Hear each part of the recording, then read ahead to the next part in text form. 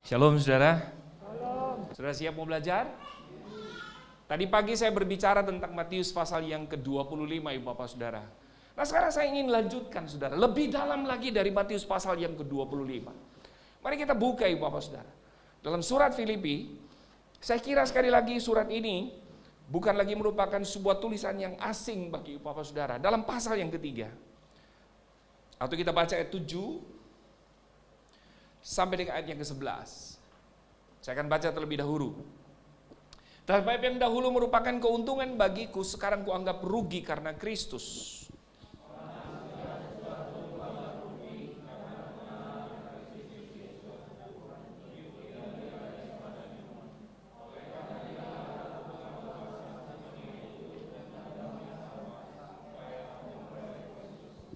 Dan berada dalam Dia bukan dengan kebenaranku sendiri, karena mentaati hukum Taurat, melainkan dengan kebenaran karena kepercayaan kepada Kristus, yaitu kebenaran yang Allah anugerahkan berdasarkan kepercayaan.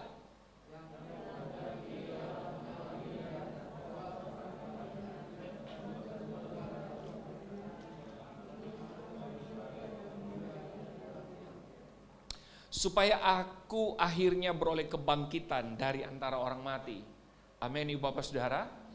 Jadi ini merupakan sebuah tulisan sebetulnya yang ditulis oleh Rasul Paulus, Ibu Bapak Saudara. Dia kirimkan kepada jemaat Filipi. Dan kita tahu sama-sama bahwa jemaat Filipi ini merupakan jemaat yang dia bangun dengan tangannya sendiri, Ibu Bapak Saudara.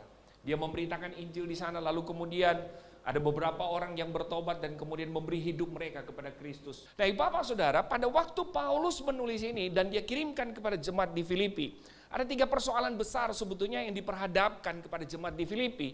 Dan itu menjadi concern, menjadi fokus, menjadi perhatian khusus Paulus, Ibu Bapak Saudara. Untuk apa? Menghibur, menasehati dan mengingatkan jemaat Filipi. Yang pertama Ibu Bapak Saudara, kalau saudara pulang lalu lihat, atau mari kita lihat saja. Filipi pasal 1, coba perhatikan di ayat-ayat yang terakhir Ibu Bapak Saudara. Ayat yang ke-27 sampai dengan ayatnya yang ke-28. Hanya hendaklah hidupmu berpadanan dengan Injil Kristus, supaya apabila aku datang aku melihat dan apabila aku tidak datang aku mendengar.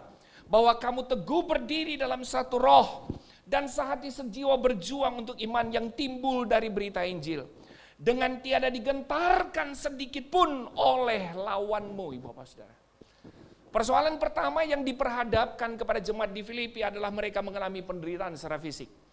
Mereka mengalami penganiayaan habis-habisan, Ibu Bapak Saudara.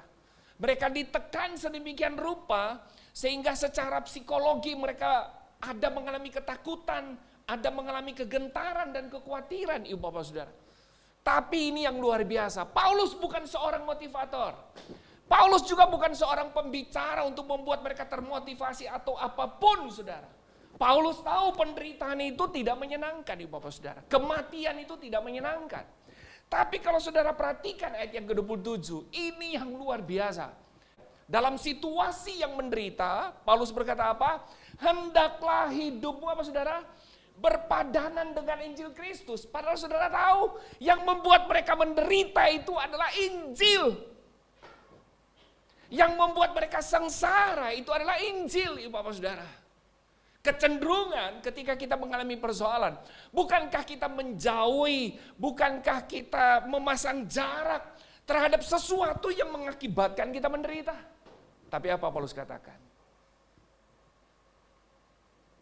Tetap berpadanan dengan Injil.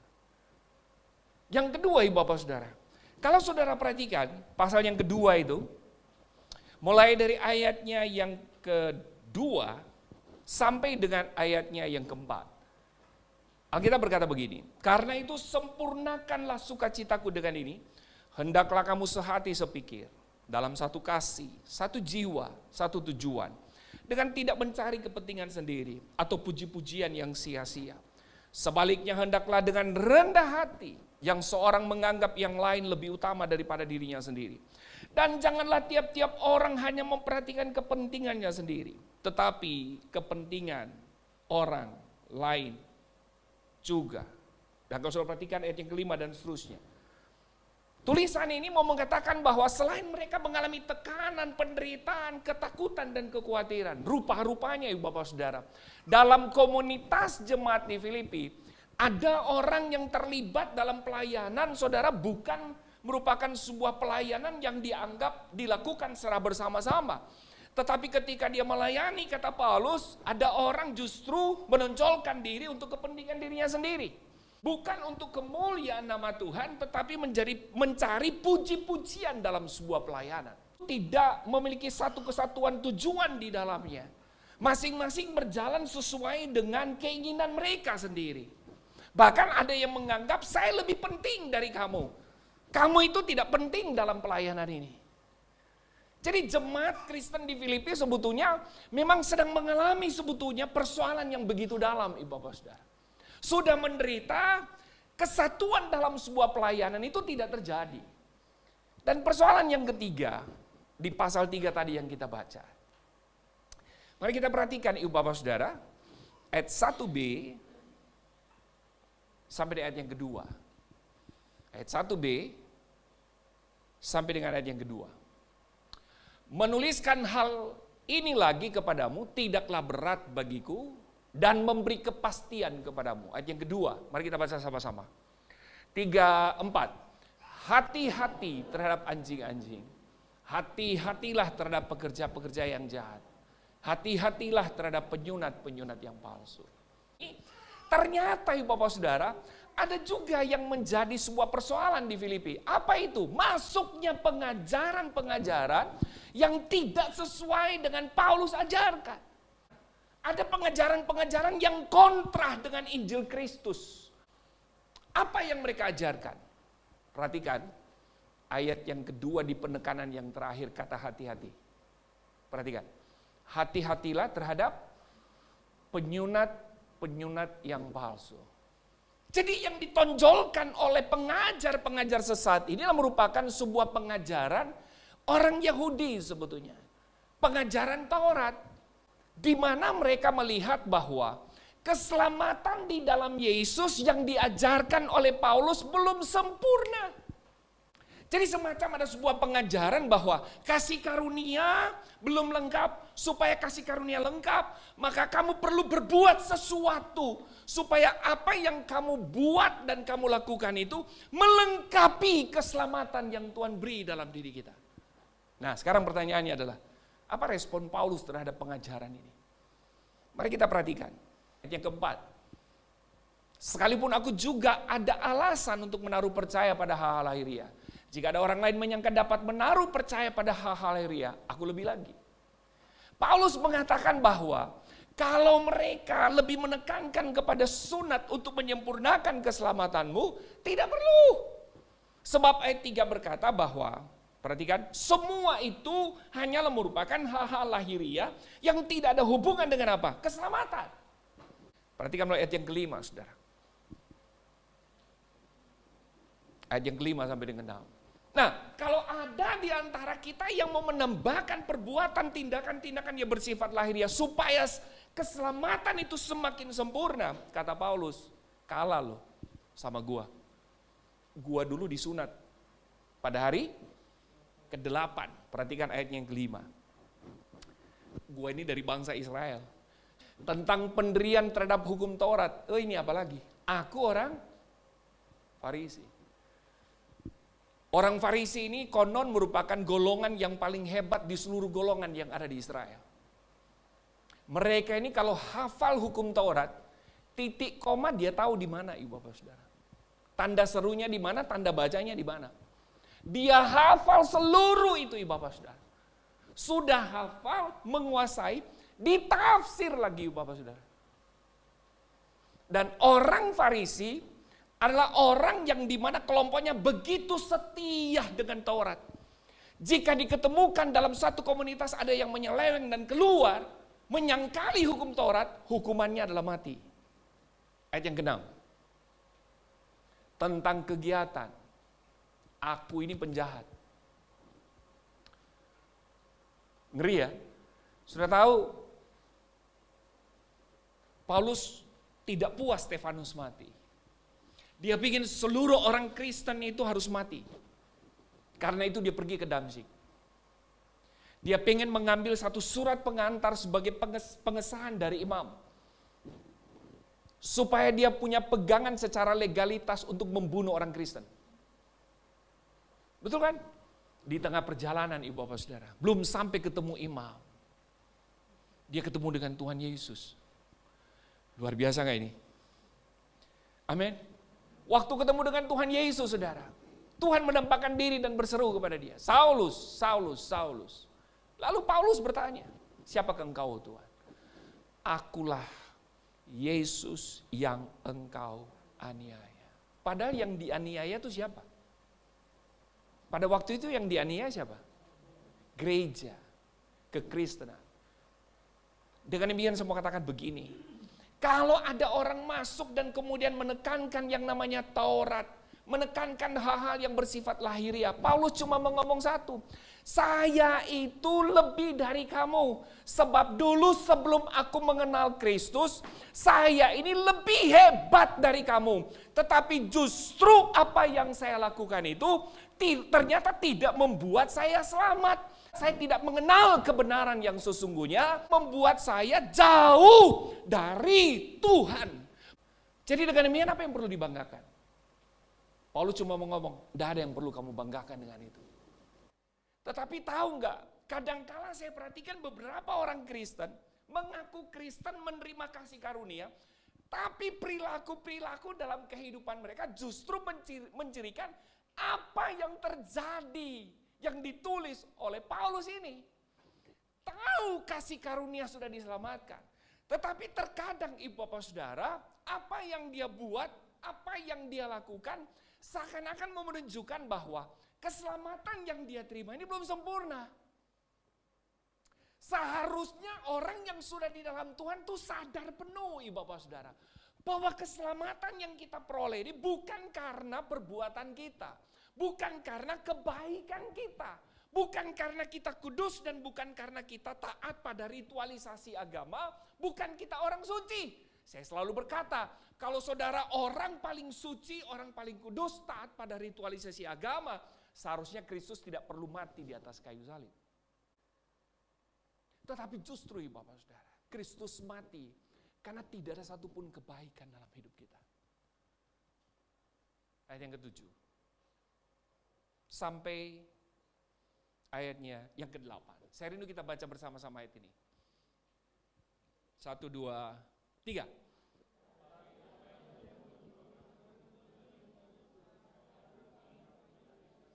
Stop. Ada kata untung, ada kata apa di situ? Rugi.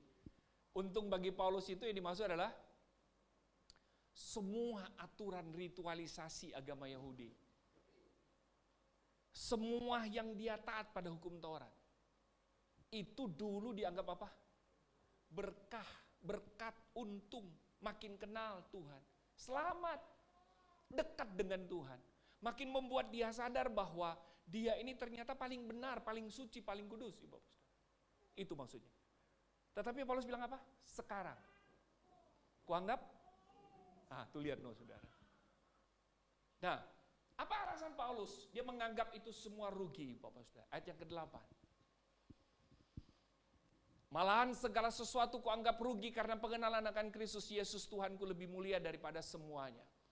Oleh karena dialah aku telah melepaskan semuanya itu dan menganggap semuanya sampah supaya aku memperoleh Kristus. Ternyata ibu bapak saudara, semua dianggap rugi dan dianggap sampah oleh Paulus. Itu cuma satu. Itu karena Kristus. Amin. Itu karena pengenalan dia terhadap Kristus.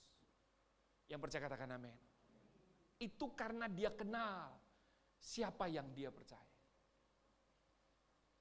Ibu bapak saudara, kenapa bagi Paulus pengenalan ini penting? Cuma ada dua alasan. Saya tutup dengan ini. Yang pertama adalah, dengan kita mengenal Kristus, maka kita bisa dapat membedakan mana pengajaran yang benar dan mana pengajaran yang tidak benar. Amin. Yang kedua ibu bapak saudara, kenapa pengenalan akan Kristus itu penting? Karena kalau ibu bapak saudara perhatikan ayat yang ke-8 ini, sebetulnya kalau dalam terjemahan firman Allah yang hidup, penekanannya tuh begini. Karena kamu di dalam Kristus itu adalah orang yang dibenarkan. Itu bicara status. Saya orang tidak benar, saya orang tidak kudus, saya orang tidak suci, terbuang. Saya ini harus adanya di neraka ya Bapak Saudara. Tapi Kristus datang mati untuk membenarkan kehidupan saya. Yang percaya katakan amin. Sehingga segala sesuatu dalam diri saya, apapun yang saya lakukan, itu tidak akan pernah mencirikan kebenaran itu Bapak Saudara. Amin. Kita disebut sebagai orang benar karena dibenarkan oleh Kristus. Yang percaya katakan amin. Ini lawan kata dari dosa. Logikanya sederhana. Kadang begini, saya dikatakan orang berdosa karena saya melakukan dosa. Betul nggak? Betul kan? Padahal ini keliru, salah. Padahal ibu bapak saudara, perhatikan, saudara berbuat dosa atau tidak, saya ini orang berdosa. Saya ini naturnya memang berdosa. Karena itu Alkitab berkata, perhatikan, kita ini seperti kain kotor. Apa yang kita mau buat dan lakukan, di mata Tuhan saya ini orang berdosa. Tapi semua karena anugerah. Semua karena kasih karunia. Maka kita orang yang tidak benar dibenarkan. Maka kita orang yang tidak suci disucikan. Lihat status kita. Status kita orang benar. Status kita orang kudus. Tapi kekudusan dan kebenaran itu tidak datang karena perbuatan kita. Tapi semua karena Tuhan beri. Amin. Nah karena itu Bapak Saudara jangan berhenti pada lahir baru. Jangan berhenti pada dibenarkan. Jangan berhenti ketika saudara dilahirkan kembali. Jangan. Kata Paulus, kamu harus terus-menerus mengenal. Yang percaya katakan amin. Terus-menerus mengenal. Saya senang dengan perkataan Paulus yang mengatakan bahwa saya percayai siapa yang aku kenal. Amin. Kita harus mengenal lebih dalam. Dengan kita mengenal lebih dalam, perhatikan nih Bapak Saudara, maka sekali lagi kita akan bertanggung jawab dengan keselamatan yang Tuhan beri dalam hidup kita. Yang percaya katakan amin. Pertanyaannya adalah bagaimana mengenal Kristus? Nah, mengenal Kristus itu ayat yang ke-10. Ayat yang ke-10. Kita baca sama-sama ya. Yang ku kehendaki ialah mengenal Dia dan kuasa kebangkitannya dan persekutuan dalam penderitaannya, di mana aku menjadi serupa dengan Dia dalam kematiannya. Kalau saudara baca dalam bahasa Indonesia itu, yang Paulus kehendaki sepertinya ada 3 elemen. Kalau dalam bahasa aslinya, sebetulnya kata dan pertama itu kita bisa terjemahkan dengan kata yaitu, sebab kata dan di situ tidak berfungsi untuk memisahkan. Tapi mau menjelaskan kalimat yang pertama. Jadi kalau saya terjemahkan begini. Yang ku kehendaki ialah mengenal Dia. Yaitu kuasa kebangkitannya dan persekutuan dalam penderitaannya. Lebih jelas nggak kira-kira?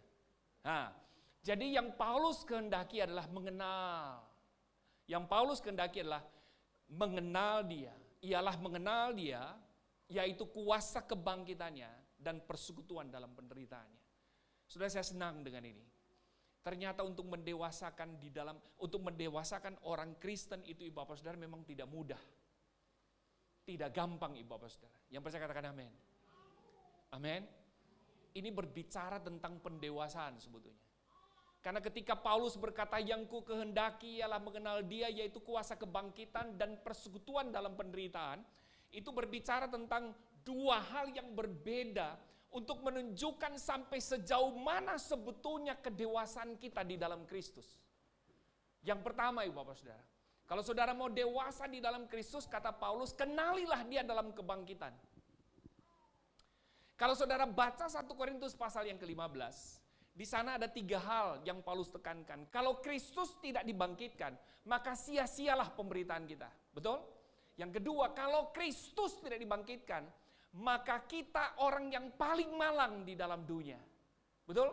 Yang ketiga, Ibu Bapak Saudara, kalau Kristus tidak dibangkitkan, maka dosa maut tetap berkuasa dalam diri kita. Karena itu Paulus berkata, hal yang paling terakhir yang Kristus kalahkan adalah Maut. Maut hanya bisa dapat dikalahkan dalam kebangkitan. Karena itu Bapak Saudara, kebangkitan itu berbicara apa? Kemenangan. Yang banyak mengalami apa? Mujizat. Yang mengalami jalan keluar. Hal-hal yang mulia yang datang dari Tuhan. Saudara sakit. Saudara berpuasa, saudara doa sungguh-sungguh. Dan Tuhan yang penuh dengan kuasa kebangkitan itu menyembuhkan kita. Maka dia disebut sebagai apa? Jehovah Rafa. Engkau Tuhan, penyembuhku. Amin.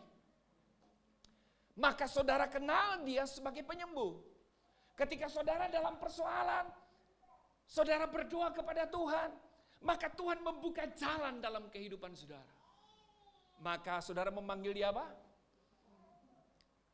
Tuhan penerobos. Tapi ini yang Paulus katakan.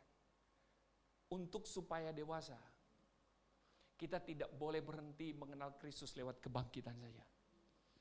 Tapi kita harus masuk lebih dalam. Yaitu dalam persekutuan pada penderitaannya. Amin. Mengenal Kristus dalam penderitaan ini banyak contoh di dalam Alkitab, Ibu Bapak Saudara. Percayalah, seperti lagu tadi dinyanyikan sama Jane. Itu jelas. Kadang ketika kita berdoa, kita tidak menemukan jawaban terhadap doa yang kita doakan. Kadang ketika kita sedang berdoa, kita belum menemukan jawabannya. Karena Tuhan mendelay semua apa yang kita minta. Pernah mengalami begini? Kadang ketika kita dalam pergumulan masalah, Ibu Bapak Saudara, kita minta sama Tuhan. Tapi ternyata sampai hari ini saya belum bisa melihat jalan keluarnya. Ibu Bapak Saudara, mengenal Tuhan dalam penderitaannya itu akan membawa kita untuk lebih mengenal dalam lagi tentang siapa Tuhan yang kita percayai. Amin. Kita nggak hanya terhibur, Ibu Bapak Saudara. Kita tidak hanya sekedar menerima segala sesuatu, hal-hal yang bersifat ajaib, mujizat dalam hidup kita. Saya pelayanan di Bangka. Ada satu quote yang dicetak oleh Bapak Gembala tentang zona kenyamanan. Zona kenyamanan itu indah luar biasa. Betul kan Ibu Bapak Saudara? Zona kenyamanan itu hal-hal yang menyenangkan dalam hidup kita. Begitu menyenangkannya Ibu Bapak Saudara. Maka kita seakan-akan tidak mau keluar dari tempat itu. Kita seakan-akan memang sudah nyaman. Kita seakan-akan merasa bahwa disinilah tempat kita yang sesungguhnya. Betul bukan? Tapi ada satu kalimat di bawah yang menarik buat saya. Ternyata zona kenyamanan itu tidak akan pernah membuat saudara bertumbuh. Saudara, kalau Kristus kita kenal hanya pada kebangkitan, bukankah kita seringkali terjebak pada zona kenyamanan spiritualitas? Kita minta Tuhan jawab. Kita doa Tuhan jawab. Kita sakit minta Tuhan sembuhkan, Ibu Bapak Saudara. Betul bukan? Kita tanpa sadari ternyata pengenalan akan Kristus ketika berhenti pada kebangkitan, maka kita akan menjadi anak-anak rohani, Bapak Saudara. Anak-anak yang gak dewasa imannya. Percayalah, ada waktu di mana segala sesuatu ketika digoncangkan kita akan terkejut. Dan kita yang sudah terbiasa hanya mengenal Kristus pada kebangkitan, Ibu Bapak Saudara, maka ada kemungkinan kita akan menolak semuanya itu. Betul? Saya kasih contoh 2 Ibu Bapak Saudara. Paulus dalam 2 Korintus itu. Supaya dia tidak menyombongkan dirinya dalam sebuah pelayanan dan karunia-karunia hebat. Maka dia mendapatkan sakit.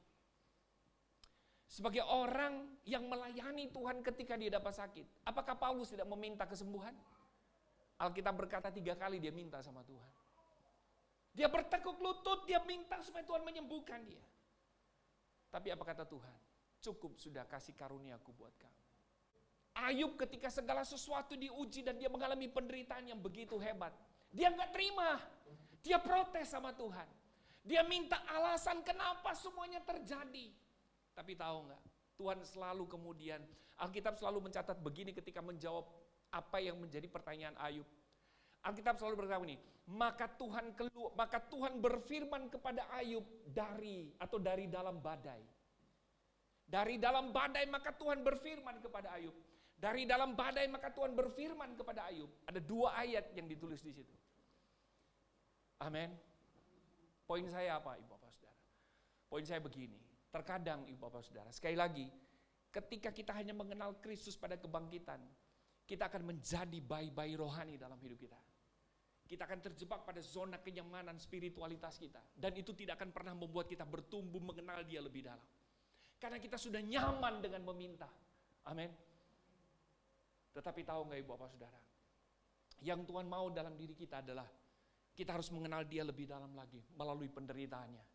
Yang percaya katakan amin. Amin Ibu Bapak Saudara. Yang menarik buat saya adalah ketika Paulus diberi izin Tuhan untuk mengalami sakit, dia minta supaya sakitnya disembuhkan. Bukankah permintaan Paulus sama seperti kita ketika kita mengalami masalah? Ketika kita mengalami masalah, bukankah selalu ada kecenderungan kita minta sama Tuhan, Tuhan tolong beri jawaban, Tuhan tolong sembuhkan saya, Tuhan tolong ubah situasi dan kondisi di sekitar kita. Betul bukan? Tapi tahu nggak, hebatnya Tuhan ketika mendidik Paulus. Paulus nggak menyadari, justru yang membuat Paulus sadar sepenuhnya bahwa dia ini hanyalah hamba, dia ini hanyalah pelayan Tuhan. Hanya oleh karena kasih karunia. Perhatikan Ibu Bapak Saudara. Itu Tuhan ubah cara berpikir Paulus, Ibu Bapak Saudara. Amin. Cara Tuhan mengubah itu sederhana. Tuhan tidak menyembuhkan penyakitnya. Tuhan mau menunjukkan berhala dalam diri Paulus. Terkadang tahu nggak Ibu Bapak Saudara, ketika kita dalam persoalan, bukan Tuhan tidak mau jawab pergumulan kita. Bukan Tuhan tidak mau mengubah situasi dan kondisi di sekitar kita, bukan. Tapi Tuhan sebetulnya sedang mau mengingatkan ada berhala dalam hidupmu yang perlu kamu lepaskan. Amin. Kita cenderung selalu meminta sesuatu kepada Tuhan, padahal sebetulnya masih banyak dalam diri kita yang Tuhan mau ubah. Tahu nggak Ibu Bapak? Persoalan datang kepada kita untuk mengubah sebetulnya hidup kita. Amin. Ada berapa banyak berhala dalam diri kita yang kadangkala kita tidak sadari. Itu yang sering kali kita jadikan sebagai senjata kita untuk apa? Bermohon kepada Tuhan. Padahal yang Tuhan mau adalah ubah diri kamu terlebih dahulu. Ada begitu banyak orang Kristen justru terjebak hanya pada satu sisi ini. Tetapi kemudian tidak pernah mau mengintrospeksi diri. Dewasa di dalam Kristen itu, perhatikan, bukan seberapa banyak aktivitas kita dalam melayani Tuhan. Bukan. Sebab kalau itu yang menjadi indikator saudara untuk mengukur kedewasaan saudara, orang Islam lebih jago dari kita. Orang Buddha lebih hebat dari kita. Saudara memberi hitung-hitung. Tapi teman-teman kita yang di sono tuh, kalau dia memberi, itu gila-gilaan memberi. Saudara memberi, saya memberi hitung-hitung. Tapi saudara Billy Gates kalau dia hitung, kalau dia memberi, itu enggak 100 juta. 1 triliun dia kasih. Betul bukan? Billy Gates. Semua orang-orang kaya itu sudah. Dia bisa mengambil duitnya 1 triliun untuk dia sumbangkan. Macam-macam. Kita 100 ribu aja hitung-hitung. Betul kan?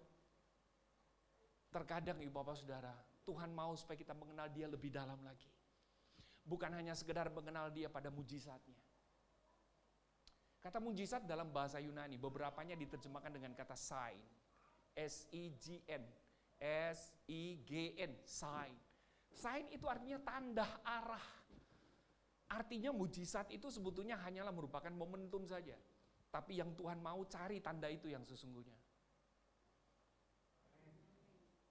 Karena di sanalah kita akan semakin banyak mengenal Dia secara pribadi. Kedewasaan kita tidak pernah diukur dengan aktivitas kita dalam melayani Tuhan. Tapi seberapa besar sebetulnya pengenalan akan Tuhan dalam hidup kita. Amin. Amin saudara. Tapi seberapa besar pertumbuhan kita dalam mengenal akan Tuhan. Itu sebetulnya. Bukan seberapa banyak aktivitas kita dalam melayani. Amin. Aktivitas kita dalam melayani bisa saja kita manipulasi. Tapi orang yang bertumbuh dalam pengenalan akan Tuhan, itu tidak akan melakukan hal itu. Kenapa?